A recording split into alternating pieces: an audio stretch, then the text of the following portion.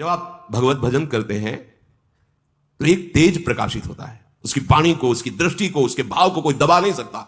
शौर्य और धैर्य, बड़े से बड़ा विषय भी उसको विचलित नहीं कर सकता। ये दो पहिए हैं इस रथ के। सबसे बड़ा धैर्य जो रसेंद्रिय और जनेंद्रिय को काबू में कर ले, वही धीरजवान कहा जाता है, वही धैर्यवान कहा जाता है। किसी भी प्रकार का दबाव तुम्हारे हृदय में लक्ष्य से हटने की वृत्ति न पैदा कर पावे, सबसे बड़ा शौर्य। धैर्य, रसेंद्रिय और जनेंद्रिय, और सब छोड़, दो बात पकड़ो, रसेंद्रिय और जनेंद्रिय, ये दो तुम्हें विचलित ना कर पावे तो मानो रथ के पहिए तैयार हो गए आपके। किसी भी संबंध का, किसी भी पद का, किसी भी दुख सुख का प्रभाव ऐसा तुम्हारे हृदय में ना पड़े कि तुम अपने आराध्य देव से हट जाओ, और रसेंद्रिय जनेंद्रिय के भोग तुम्हें विचलित न करें।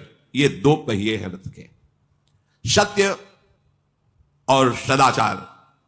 ये रथ में जो ध्वजा फहराता है उसका डंडा और ध्वजा है। आपके आचरण पवित्र होने चाहिए, उठना बैठना बोलना हंसना खेलना खाना शास्त्रीय सिद्धांत के अंतर्गत होना चाहिए।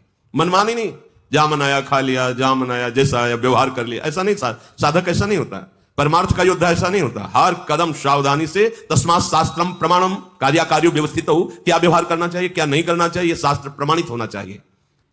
और सत्य, सत्यशील अर्थात सत्य और आचरण पवित्र, ये मानो हुआ रथ का वो दंड और ध्वजा। बल, ये भगवत बल होता है। कैसे चल पाएंगे, पूरा जीवन है, हमें तो लगता है कहीं हम गिर ना जाएं, बड़ा कठिन दिखाई दे रहा है, तो आप चलने की बात सोच रहे हैं इसलिए। अगर आप नाव में बैठे हैं तो आपको क्या परेशानी है? आचार्य गुरु के चरणों का आश्रय लेकर भगवद आश्रित आत्म समर्पण किया हुआ, ये बात ही नहीं उठती कि मैं गिर ना जाऊं, मैं कहीं ना चल पाऊं, मुझे लगता है मैं चल नहीं पाऊंगा। ये निर्बलता उसके हृदय में होती है जो अहम से चलना चाहता है। अपने को चलना क्या है, गोद में बैठे हैं अपने गुरु के, अपने आचार्य के प्रताप में, अपने इष्ट देव की कृपा में बैठे। हम कोई चल रहे हैं क्या? यहां तक हम चल के आए हैं क्या? गोद में उठा के लाए प्रभु, ऐसे करुणा करके। नहीं तो इतनी फांसियां, इतनी जंजीरें बंधी हुई थी मोह ममता शक्ति की, काटना मुश्किल है। हमें तो गोद में उठा के लाया गया, अपने सब उसी में है, देख लो। तो ये बल होना चाहिए। मेरे प्रभु है ना, मेरे गुरुदेव है ना, हाँ, मेरे बल श्री वृंदावन। ये कभी निर्बलता नहीं। माना हम दोषी हैं, हमारे अंदर विकार हैं, हम वैसे भी किसी कार्य के नहीं हैं, परमार्थ की बात क्या, तो मेरे प्रभु का बल मुझे खींच रहा है, वो मुझे बढ़ा रहा है। मुझे क्या प्रश्न करना, मैं चल पाऊंगा कि नहीं चल पाऊंगा? तुम चल के आए हो यहां तक, तो फिर तुम बहुत बड़े तपस्वी सत्यवेत्ता निर्विकार थे, जो तुम्हें पसंद किया प्रभु ने। अरे हमें पसंद किया, किसी योग्य नहीं थे इसलिए। अब हमको अपनी योग्यता थोड़ी दर्शानी है, तो आपके हैं प्रभु, आप देखो। यह है परमार्थ के पथिक का बल और विवेक। इस बात पर रखना, मेरे प्रभु है ना, वो सब संभाल लेंगे।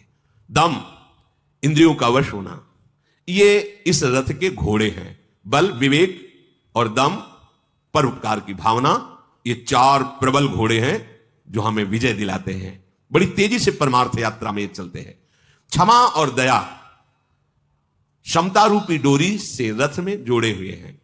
हर घोड़े को जो लगाम के द्वारा खींचा जाता है, क्षमा, इस मार्ग के पथिक को क्षमा रूपी डोरी से इन घोड़ों को बांधना है। कोई अपराध, भगवान तुम्हारा मंगल करे। दया, दूसरों को सुख देने की भावना, परोपकार। बढ़िया घोड़े तैयार, सत बल विवेक दम और परोपकार रूपी घोड़े। ध्वजा तैयार, पहिए तैयार। अब हमें सारथी चाहिए। खास बात इस युद्ध में सारथी की है।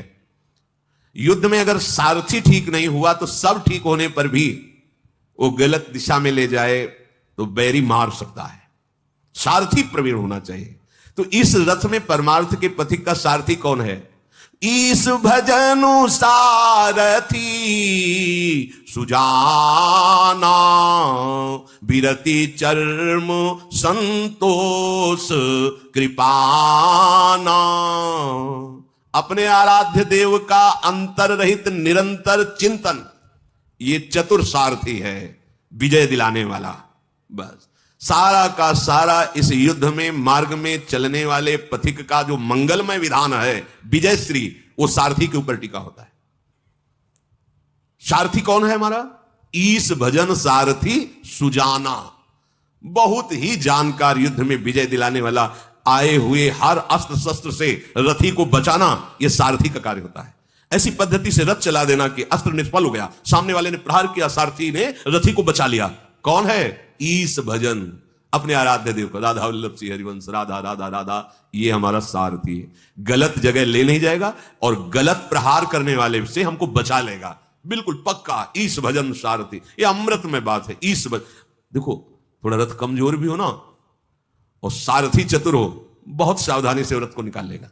रथ बढ़िया है और सारथी कमजोर है, कहीं भिड़ा देगा, बढ़िया से बढ़िया रथ भी चकनाचूर हो जाएगा। सारथी सुजान चाहिए। ईश भजन सारथी सुजाना। अब सारथी हो गया। अब बचाव पक्ष में जैसे कोई तलवार बाण चला तो ढाल के द्वारा बचाया जाता है, वो है बीरति चर्म, वैराग्य, किसी से अपनापन न रखना। और संतोष कृपाना, हमारे ऊपर वार करने वाले को जो नाश करने का कार्य है वो संतोष करता है।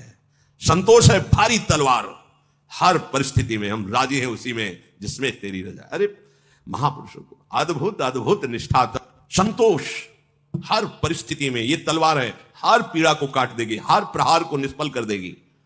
और अपने सुख को दूसरे में दान करना, ये गुरुजन बड़े भारी दानी हैं, इनसे बड़ा कोई दानी त्रिभुवन में नहीं है, क्योंकि सब लौकिक दान करते हैं। गुरुदेव नाम सुकृत धन अपनी जीवनी, गुरुदेव जैसा कृपालु कौन हो सकता है।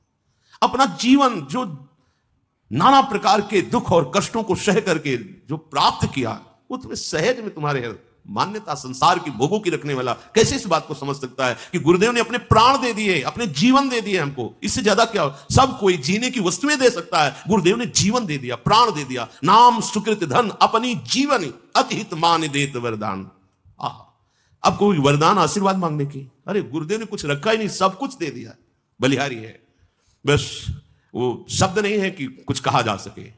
और ऐसे दानी देने के बाद यदि आप उनका स्तवन करें कि आपने कुछ दिया, तो डांट करके हटा देते हैं, बेकार की बातें करते। चलो, स्तुति भी नहीं सुनना, जय गुरुदेव आपने, ये नाटक की जरूरत क्या है, चलो बाहर साल। ऐसे दानी कि उनको तुम दानी कहो तो डांट लग जाएगी, ऐसे।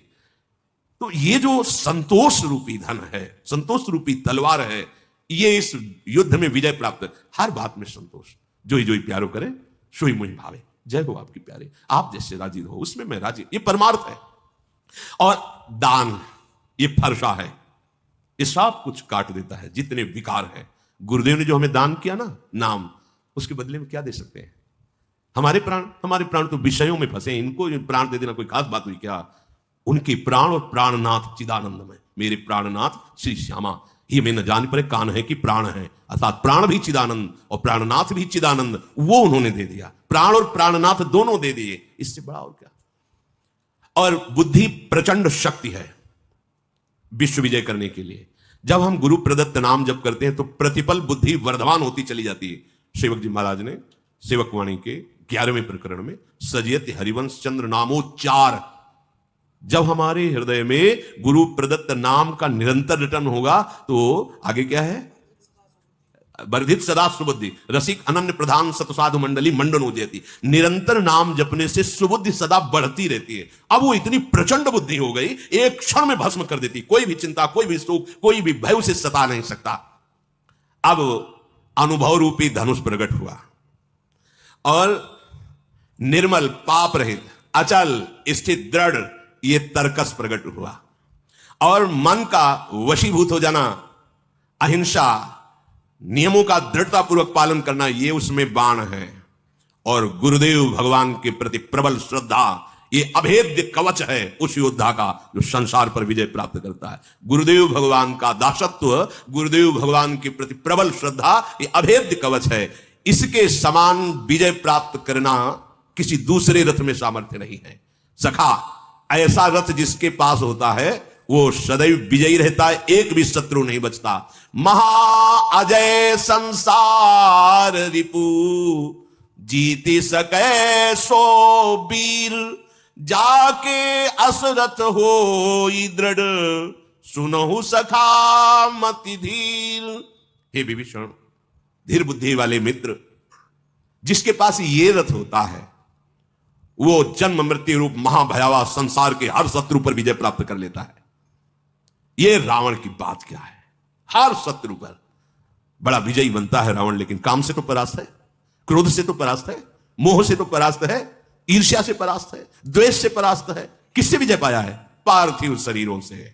लेकिन अंदर के शत्रुओं से घिरा हुआ परास्त पड़ा है भगवान। इसलिए ये रावण क्या, ये रथ जिसके पास है वो महाअजय, जिसे जीता नहीं जा सकता। संसार रिपु, संसार रूपी दुश्मन जीत सके सो वीर, वही बड़ा बलवान है जो जीत विषम संसार कीर्ति जग विस्तर है। ये इस रथ से होता है। अगर अपने गुरुदेव के चरणारविंद की दृढ़ निष्ठा और दिया हुआ भजन, तो सारथी और कवच अभेद्य, फिर ये सारे लक्षण अपने आप आ जाएंगे।